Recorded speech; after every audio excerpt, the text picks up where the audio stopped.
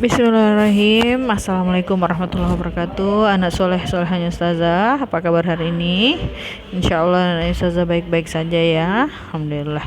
Nah, anaknya Ustazah, pekan lalu, oh iya, selamat datang di pembelajaran kita di pembelajaran PAI Pendidikan Agama Islam. Nah, kita akan belajar tentang kisah keteladanan Nabi Idris ya di halaman 121 sampai 125. Namun sebelum itu anak-anaknya Ustazah akan berdoa dulu nak ya. Sikap berdoa. Ya, makasih anak soleh Ustazah. Jadi anak Ustazah, pekan lalu kita sudah belajar tentang Nabi kita yang paling pertama diciptakan. Nah, sekarang kita akan belajar tentang seorang kisah seorang nabi yang cerdas, seorang penemu, seorang penyabar, dan seorang yang berani. Ya, mau tahu kisahnya? Dengarkan Ustazah. Baik.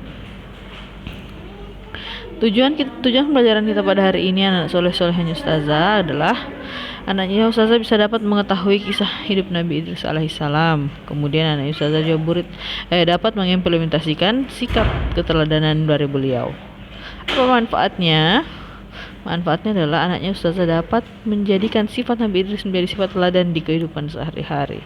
Jadi diimplementasikan kehidupan sehari-hari itu supaya bermanfaat bagi anaknya Ustazah. Keywordnya adalah anaknya Ustazah, sifat dan keteladanan. Baik, kisah ini dimulai dari negeri yang sangat jauh yang bernama Babilonia. Nabi Idris lahir di Babilonia. Sejak kecil Nabi Idris adalah seorang pembelajar ya. Masa kanak-kanak Nabi Idris alaihissalam dipenuhi dengan kegiatan belajar dan membaca. Ia suka membawa lembaran safihah kemana-mana. Safihah itu berisi ajaran Nabi Adam dan Nabi Syeds. Ia membaca dan terus membaca, tidak peduli waktu dan tempat. Nabi Idris juga anak-anak yang pada saat masa kecilnya Nabi Idris adalah anak yang suka mencoba berbagai hal yang baru dan bermanfaat pada zaman itu. Nabi Idris adalah anak yang suka terus berpikir tentang berbagai hal yang belum terpikirkan orang, sehingga tak heran Nabi Idris tumbuh menjadi orang yang sangat dihormati. Anak-anak Ustazah, ketika dewasa, Nabi Idris adalah seorang penemu. Nabi Idris adalah orang yang pertama mengembangkan ilmu berhitung atau matematika ya, yang kita kenal sekarang.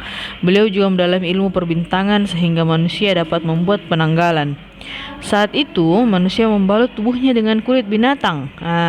Idrislah yang menemukan cara membuat kain dan menjahit sehingga manusia dapat mengenakan pakaian yang nyaman. Masya Allah, Nabi Idris sangat banyak sekali pahalanya nak ya, karena digunakan penemuannya sampai sekarang. Baik, ketika orang berjalan kaki kemana-mana, Nabi Idris mengijakan kuda dan menjadikannya tunggangan. Masya Allah, Nabi Idris sangat banyak penemuannya ya. Manusia juga sering bingung saat membagi barang. Mereka tidak tahu apakah tiap bagian sama beratnya. Namun Nabi Idris memecahkan masalah itu dengan membuat timbangan, dan banyak sekali hal lain yang ditemukan Nabi Idris untuk mempermudah kehidupan manusia. Masya Allah. Selain kepandaian Nabi Idris juga adalah orang yang sangat perkasa atau orang yang sangat berani. Nah, kisah ini, suatu kali ada gerombolan penjahat yang mengganggu penduduk. Mereka terkenal bengis dan kejam. Penduduk dihinggapi kecemasan, sehingga Nabi Idrislah yang berjuang paling depan. Meski lawannya ganas, Idris jauh lebih perkasa. Dia mengalahkan musuhnya sehingga orang-orang menggelarinya As-Sadul Usad, artinya singa yang paling pemberani.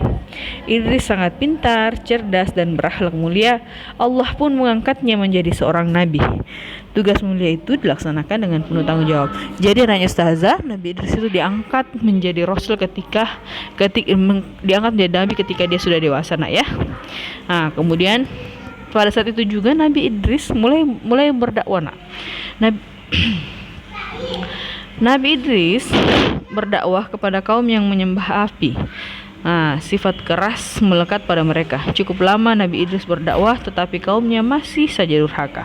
Nabi Idris senantiasa sabar berdakwah, tetapi hanya beberapa orang yang menjadi pengikut Nabi Idris. Nabi Idris adalah seseorang yang penyabar, nak ya. Ya, azab Allah makin dekat. Allah memerintahkan orang-orang beriman untuk hijrah ke Mesir. Kemudian Allah mengazab kaum yang durhaka. Mereka disiksa dengan musim kering berkepanjangan. Tidak ada tumbuhan yang hidup, sumur-sumur kering dan retak-retak.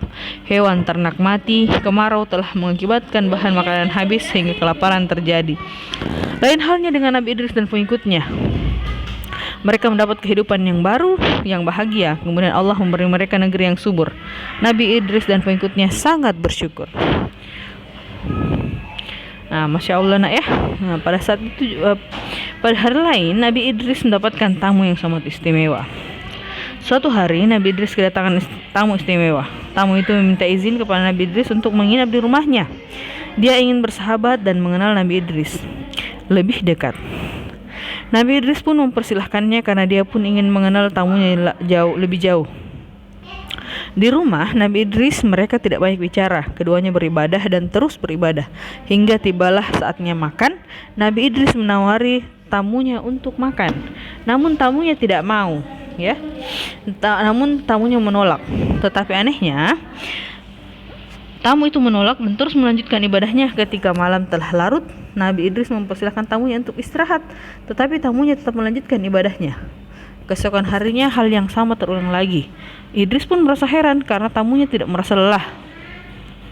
Sehingga dia pun bertanya-tanya, siapakah dia sebenarnya? Seolah tahu pikiran tuan rumahnya, tamu itu menoleh dan tersenyum. Anda tidak usah heran, kata tamu tersebut.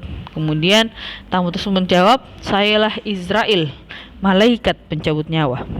Nabi Idris pun terkejut, tapi sambil tersenyum ia bertanya, apakah ajalku sudah tiba? Bilang, tidak, kamu akan aku bawa untuk berjalan-jalan, kita akan melihat neraka dan surga, jawab Israel. Wah, Nabi Idris sangat bahagia.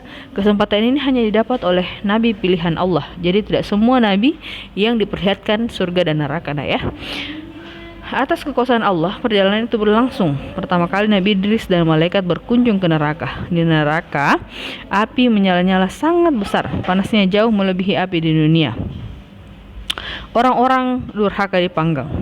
Mereka berteriak kesakitan. Kemudian pada Nabi Idris ditampakkan surga. Itulah tempat yang paling indah. Semua penghuninya bersukaria. Mereka tinggal di istana yang megah, jauh lebih hebat daripada istana dunia. Ada taman-taman yang luas dan permai, bahkan ada sungai susu, madu dan air jernih. Subhanallah, seru Nabi Idris. Benar-benar tempat yang indah. Semoga aku dan umatku berada di sini. Amin ya rabbal alamin. Ibnu Abi Atim dalam tafsirnya meriwayatkan Nabi Idris alaihi salam wafat saat dia sedang berada di langit keempat ditemani oleh malaikat Israel. Ia hidup hingga usia 82 tahun, yaitu sekitar 4.533 sampai 4.188 sebelum Masehi. Kematiannya sangatlah indah sebab Allah merindukan orang soleh seperti dirinya. Dia dibawa malaikat ke derajat tinggi. Nabi Idris berada di tempat yang sangat mulia. Nah, anak-anaknya Ustazah, ada 3 keteladanan yang bisa kita pelajari dari Nabi Idris. Adalah sejak kecil Nabi Idris adalah orang yang sangat rajin belajar, senang membaca dan gemar mencoba hal-hal yang baru sehingga ia dapat menemukan berbagai hal yang bermanfaat bagi banyak orang. Yang kedua, ia juga amat pemberani, terutama dalam membela kebenaran. Dia selalu berada di barisan terdepan meski lawannya jauh lebih kuat, ia tak gentar. Yang ketiga, Nabi Idris juga amat sabar walau kaumnya amat keras kepala. Nah, yang sedikit yang menjadi pengikutnya, Nabi Idris tak berdoa mengajak kepada kebenaran. Masya Allah. Itulah tadi kisah keteladanan Nabi Idris, nak. Ya, untuk anak Ustazah yang offline, silahkan kerjakan soal halaman 109, nak ya. Ustazah tunggu sampai tugasnya sampai malam ini atau bisa sampai besok, tidak apa-apa. Baik, itulah tadi materi kita hari ini. Semoga bermanfaat untuk anak Ustazah. Assalamualaikum warahmatullahi wabarakatuh.